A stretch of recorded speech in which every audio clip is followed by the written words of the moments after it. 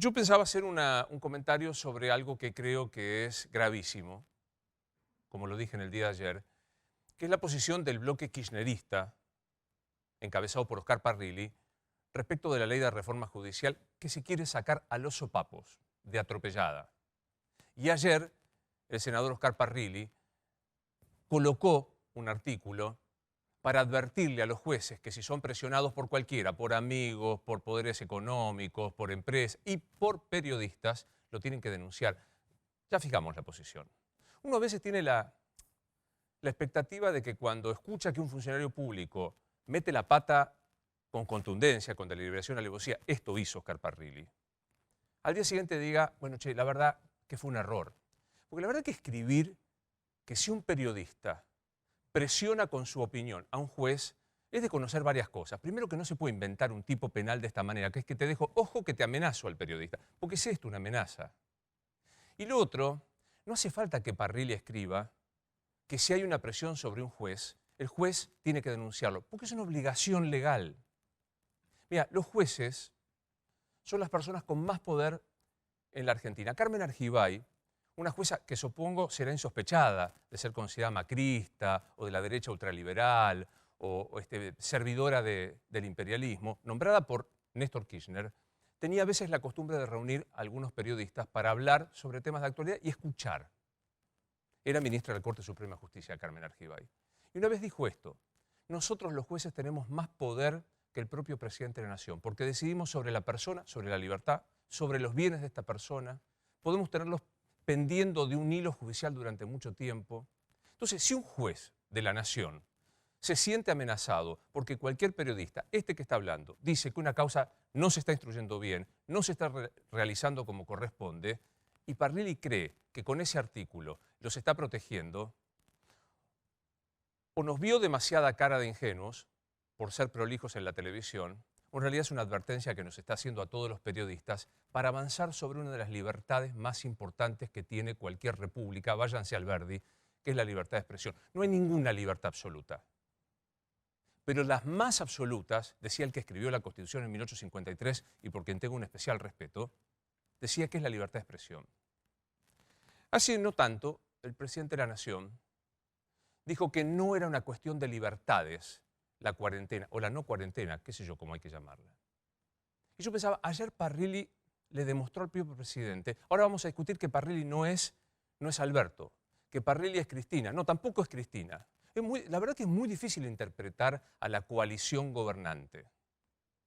Porque digo, Parrilli fue el hombre de máxima confianza de Cristina. Cuando vos pones a una persona como secretario de los espías, es tu persona de confianza. Arriba era el amigo personal de Macri, no entendía ni 5 de espías. Y allí fue puesto porque era amigo. ¿Por qué crees que Cristina utilizó cuando descabezó la CIDE, la AFI, en la polémica Astiuso, puso allí a Oscar Parrilli? Porque es su confianza. Pero no es Cristina, no es Alberto, el que escribe esta cláusula violentamente atentatoria de las libertades de expresión. Pues ¿sabés qué? Después de lo que pasó hoy, con una joven que vas a ver enseguida, siento que el atropello a la libertad, la discusión sobre si la cuarentena es o no una restricción de libertades, se agiganta de una manera fenomenal. Creo que sabés del caso de Solange Muse, una joven que falleció, víctima del cáncer, y quería como última voluntad ver a su familia, a su papá y a una tía. El papá estaba en Neuquén y accedió a hacer todo lo que tenía que hacer para llegar hasta Córdoba. Viajó, con lo difícil que es viajar hoy en cuarentena. Llegó a Córdoba, en el límite le hicieron 2 test de coronavirus y le dijeron que eran sospechosos y no pudo pasar. Solange escribió antes de fallecer una carta que la verdad me gustaría que, no sé si ha tenido tiempo Parrilli, y los que creen con Parrilli que no es un momento de discusión de libertades, que leyera. A lo mejor no ha tenido demasiado tiempo con esta historia de pergeñar un artículo disparatado para amenazar a los periodistas que osen pensar distinto y opinar distinto y hacerlo público. Solange dice en esta carta algo que a mí me impresiona, en el comienzo, que está manuscrita, obviamente estaba internada en una situación casi desahuciada, Quiero que entiendan que mientras viva tengo mis derechos. Quiero que sean respetados. Lo escribo porque no puedo hablar mucho. Lo que han hecho con mi padre y mi tía es inhumano, humillante y doloroso. Siento tanta impotencia de que sean arrebatados los derechos de mi padre para verme a mí y para verlo. ¿Quién decide eso? Si queremos vernos. Acuérdense, escúchenlo los que siguen creyendo que discutir sobre las libertades es atentatorio contra no sé qué cosa. Acuérdense, dice Solange, hasta mi último suspiro tengo mis derechos. Hasta mi último suspiro tengo mis derechos. Nadie va a arrebatar eso en mi persona. Después pides que su familia sea escuchada y casi al final dice, ¿hasta dónde llegan nuestros derechos? Quiero que se sepa todo esto por el dolor de la familia. No quiero que nadie más sufra por estas situaciones, ni mi familia, ni ningún ser humano que está pasando por esta situación, porque estoy segura de que no soy la única.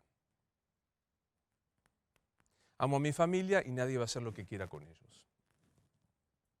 ¿La van a acusar, le van a tirar a los fallecidos por COVID por la cabeza como nos tiraron a todos los que no osamos preguntar si no había otro modo de implementar esta restricción de libertades? Por las dudas no lo hagan porque Solange murió. No tiene posibilidad de defenderse. Yo sí me plantearía en este momento de altas restricciones a las libertades individuales que creer que uno tiene la balanza o el termómetro para decidir cuándo sí, cuándo no, solo una persona, se llama autoritarismo. Que si estas discusiones se dan ampliamente, a donde hay que darlas en el lugar del debate que es el Parlamento, es mucho más democrático. Y que cuando uno se aferra a su convicción, como hicieron las autoridades cordobesas, yo no sé cómo lo va a explicar el gobernador Schiaretti. Yo no sé cómo lo van a explicar las autoridades que no dejaron a un papá que llevaba consigo la carta de esta joven, todos los pedidos administrativos para llegar y no lo dejaron ver para darle un último beso en la frente a su hija.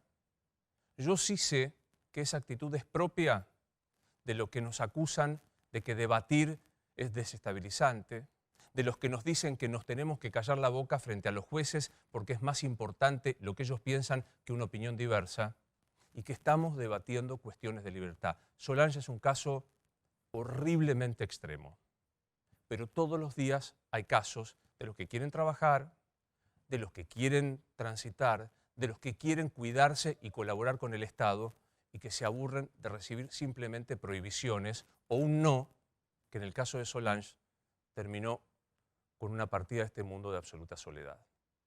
Mientras tanto, se debate la reforma judicial, un tema que a la gran mayoría no le importa, salvo a los que van por el camino de imponer las cosas, y se debate así.